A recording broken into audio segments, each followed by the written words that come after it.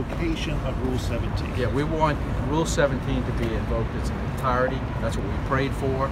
Obviously, the judge has taken it under advisement. We can't comment on that. We are going to have a meeting with the court later today for more briefing, so I know the court is taking this seriously, and we'll see where it goes. Why so much discussion about class action status? Do you mention this in your pleading at all? We really don't.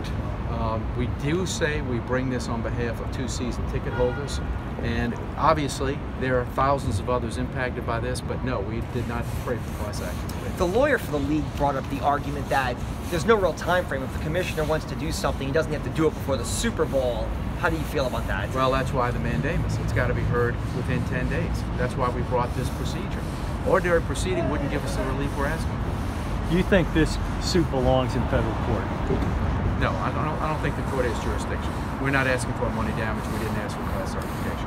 To use a sports term, are you up against the clock here because the Super Bowl's a week away from now? And I mean, could they drag this out between state and federal court until it just goes away? Well, we hope not, but absolutely that's why we filed a mandamus, because it's not an ordinary proceeding. We didn't have time for an ordinary proceeding.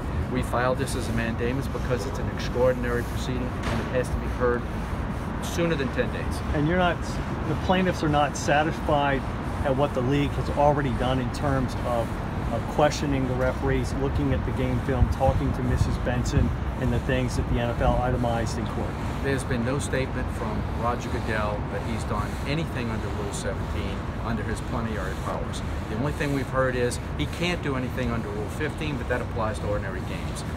The Super Bowl and the NFC Championship are specific in the Constitution. He is the one that is mandated to supervise and control the play.